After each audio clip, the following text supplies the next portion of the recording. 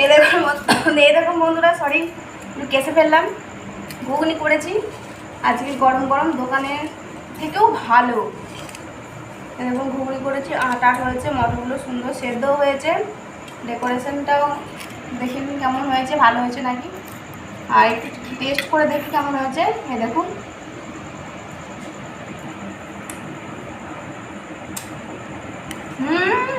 দারুণ।